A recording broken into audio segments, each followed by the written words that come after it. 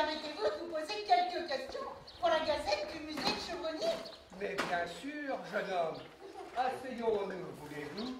Mes pauvres vieilles jambes ont bien du mal à me porter. Que voulez-vous savoir? Alors, tout d'abord, qu'est-ce qui vous a donné l'idée d'écrire des fables? Quelles sont vos sources d'inspiration? Qu'est-ce qu'aimez-vous dans la nature? Oh! Jeune homme, doucement. Posez-moi une question à la fois, cela sera plus simple. Alors, mes sources d'inspiration, disiez-vous, sont des fabulistes anciens, grecs pour la plupart, comme Ésope, dont je me suis beaucoup inspiré. Et en fin de compte, après vos contes, des coquineries, monsieur de la Fontaine, je vous reconnais bien là. Vous n'écrivez vos fables, vos premières fables qu'à 47 ans. Eh oui, jeune homme, je peaufine, je rabote, je remets chaque jour sur le métier mon ouvrage. Mais avouez que cela est bien nécessaire quand on veut du bel ouvrage. Oh, que vous parlez vrai, monsieur de la Fontaine. Et 400 ans après, vos écrits nous enchantent encore, et nous sommes toujours heureux de les écouter. Alors, soyons tout ouïes. La cigale et la fourmi. La cigale, ayant chanté tout l'été, se trouva fort dépourvue quand la bise fut venue.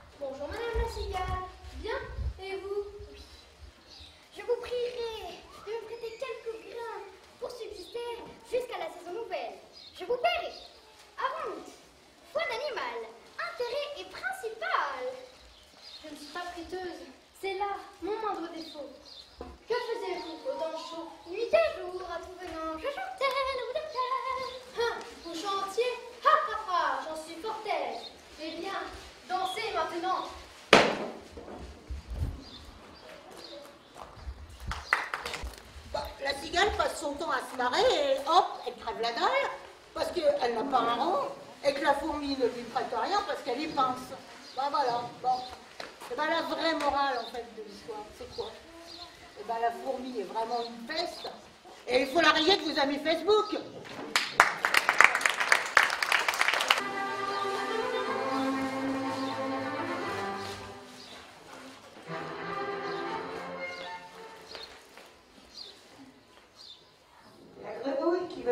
Aussi grosse que le bœuf.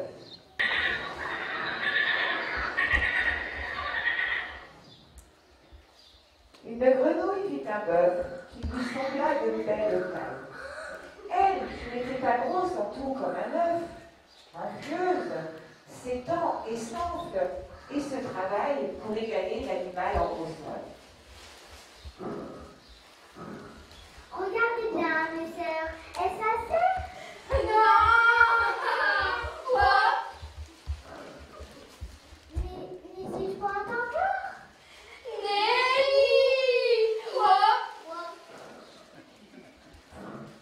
Voici donc. Moi du tout. Mais voilà. Vous n'en approchez point.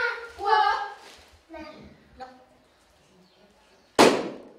La chétive péta, sans la cigale qu'elle creva. Le monde est plein de gens qui ne sont pas plus sages. Tout bourgeois veut bâtir comme les grands seigneurs. Tout petit prince a des ambassadeurs. Tout marquis veut avoir des pages. C'est quoi le cousin? La grenouille aperçoit un bœuf et essaie de devenir aussi grosse que lui, du coup. Elle gonfle. Et à la fin, clac, elle explose.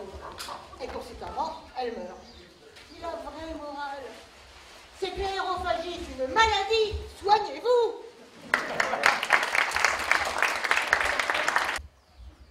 Le corbeau et le renard. Maître Corbeau, sur un arbre perché, tenait en son bec un fromage. Maître Renard, par l'odeur alléchée, lui tint à peu près ce langage.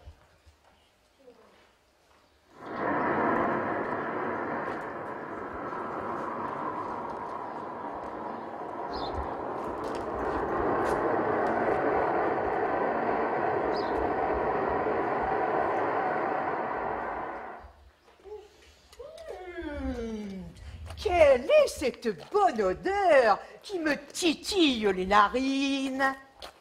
Hé! Bonjour, monsieur du Corbeau. Oh, que vous êtes joli, que vous me semblez beau.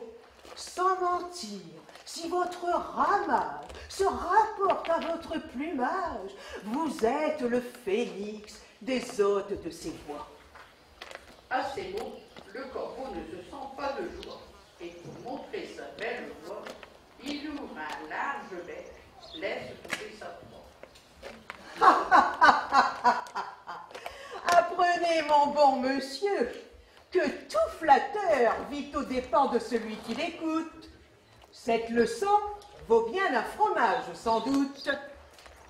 Le corbeau, honteux et confus, jura mais un peu tard qu'on ne lui prendrait plus.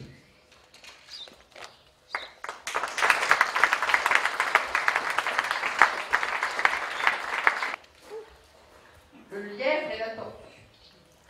Rien ne sert de courir, il faut partir à temps. Le lièvre et la tortue en sont un témoignage. Et vous, le lièvre, voulez-vous bien faire la course avec moi? Dis donc, la tortue, vous vous prenez pour qui? Speedy Gonzales? Fangio? Gage pourtant que vous n'atteindrez point, sitôt que moi, ce but. Sitôt? Êtes-vous sage, ma commère? Il vous faut purger avec 4 grands et les bords. Sage ou non, je parie encore. Allez, moi je sors du jus. Une belle carotte. Une belle salade. Oh, c'est végétarien, c'est bon. Moi, le louche, un peu pas. Je n'ai que 4 pas à faire. J'entends de ce que je fais lorsque, près des tatins, je m'éloigne des chiens, je renvoie aux calendes et leur fais arpenter les langues. J'ai du temps de reste pour goûter, pour dormir et pour écouter d'où vient le vent. Je laisse la tortue aller à son train de sénateur. Bon, moi je pars, je m'évertue. Elle s'évertue. Je me hâte avec lenteur. Elle se hâte avec lenteur. Je méprise une telle victoire. Sur la gageure, un peu de gloire. Oui, je crois qu'il y va de mon honneur de partir tard. Allez, je vais brouter un peu. Me reposer.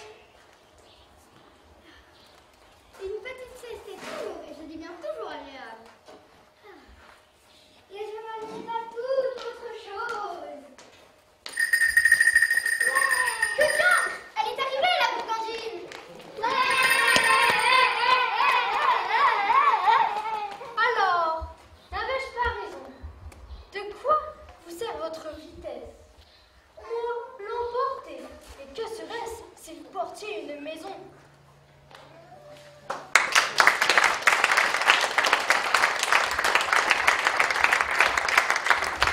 Au départ, dans l'introduction, on disait que La Fontaine avait écrit des contes et nouvelles en vers. Ces contes étaient un petit peu coquins et un petit peu libertins. Ils étaient surtout très longs et écrits en vieux français, donc pas toujours très sympa pour nous. Donc, pour vous montrer un peu à quoi ça pouvait ressembler, je vous en ai trouvé un petit qui signifie assez ce qu'étaient les contes. Le villageois qui a perdu son veau. Un villageois qui a perdu son veau l'alla chercher dans la forêt prochaine. Il se plaça sur l'arbre le plus beau pour mieux entendre et mieux voir dans la plaine. Vient une dame avec un jonceau, le lieu leur plaît, l'eau leur vient à la bouche, et le galant qui sur l'herbe la couche couche, crient en voyant je ne sais quels apparts. Oh Dieu, que vois-je? Et que ne vois-je pas? Sans dire quoi, car c'était l'être chose. L'orgue manant les arrêtant pourquoi? Oh, mais de bien qui voyez tant de choses, ne voyez-vous point mon veau, dites-le-moi?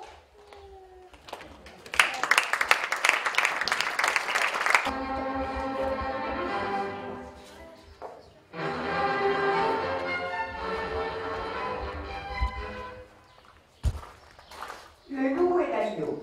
Fort et toujours la meilleure. Nous l'allons montrer tout à l'heure.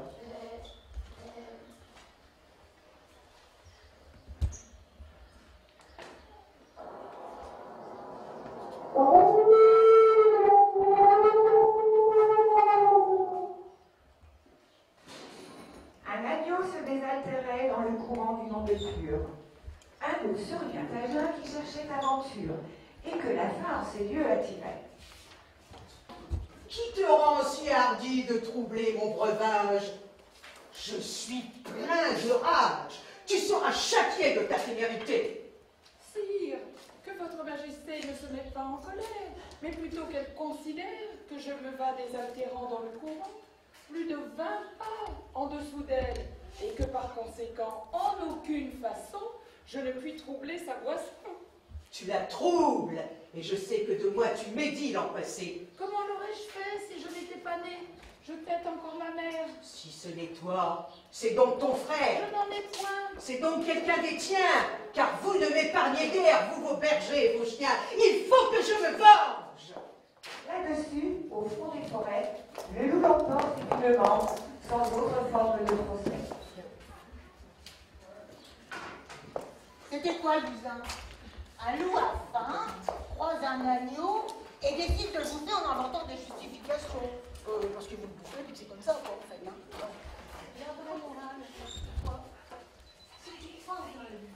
Plutôt que d'essayer de dialoguer 3 plombes avec lui pour lui dire qu'il ne te bouffe pas, mais si, mon Dieu!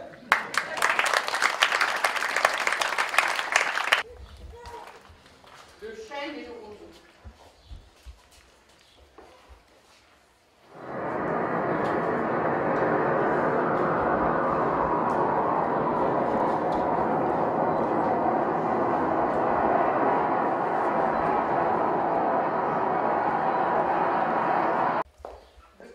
Le chêne un jour dit au roseau.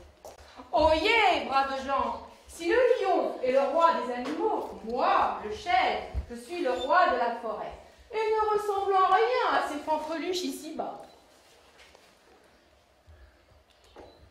Il va arrêter de se la péter, ce lourdeau, ce vantard. Je vais tweeter mes amis, la tempête, la tornade, le vent et compagnie.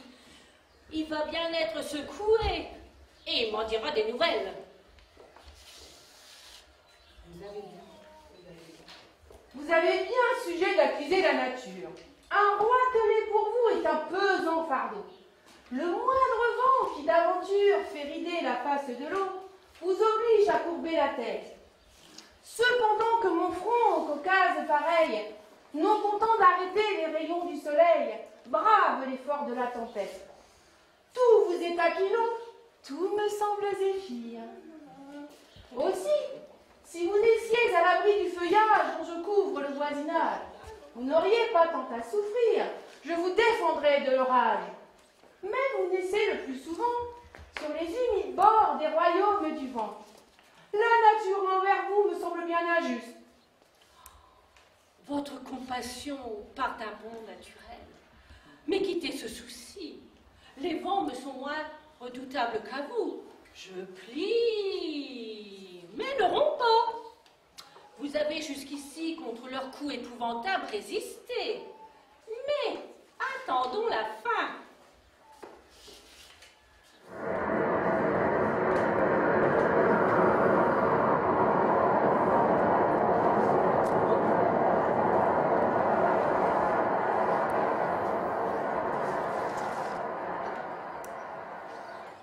Comme il disait ces mots, du bout de l'horizon accourt avec furie le plus terrible des enfants que le nord eût porté jusqu'à retient bon, le roseau plie, le vent redouble ses efforts et fait si bien qu'il déracine celui de qui la tête au ciel était voisine et dont les pieds touchaient à l'empire des morts.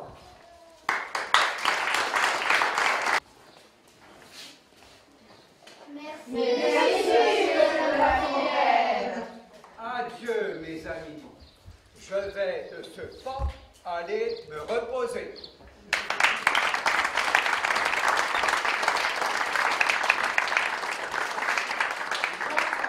Comme il était venu, mangeant son fond avec son revenu, et cru les choses bien peu nécessaires. Quant à son temps, bien su les dispenser, de part en fille, dont il voulait passer l'une à dormir et l'autre à ne rien faire.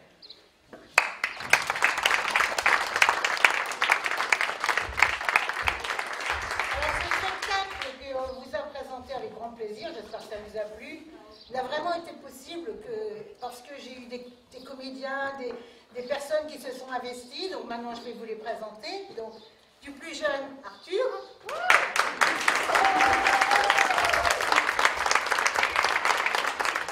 Emma.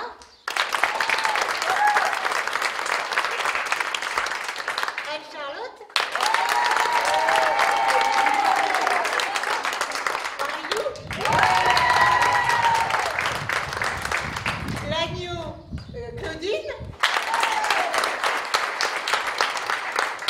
Le roseau, Elisabeth. Le loup et le renard, Chantal. Le chêne, Monique. Les voix off qui ont leur importance et qui étaient un petit peu cachées mais qui sont presque aussi importantes que les autres. Donc Anne-Claire. Liliane. Au son et tout ça, Gustave, mon époux. Et enfin, la personne sans qui ce spectacle n'aurait pas eu lieu, Monsieur Jean de La Fontaine, alias Claude.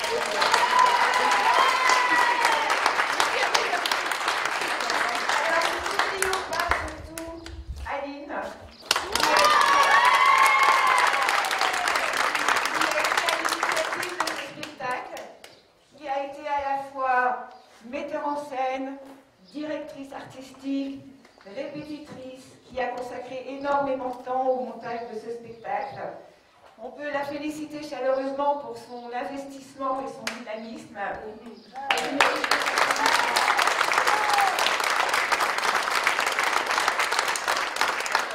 Félicitations également à Chantal et à son mari qui ont réalisé... Hervé là-bas. Hervé qui est là-bas.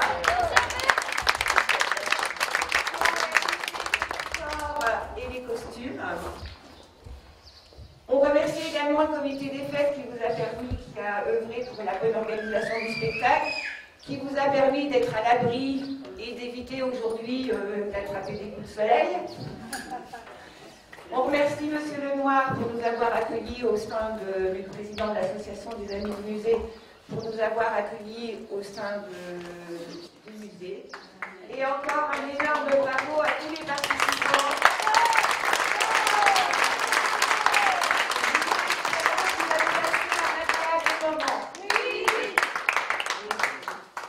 Oui, alors après toutes ces félicitations largement méritées, vous l'avez constaté, plusieurs petites choses à vous préciser. Il y aura sûrement d'autres animations, mais pas avant la rentrée prochaine. Et puis au musée, terminé, avant le goûter qui est préparé, on peut faire un petit tour du musée.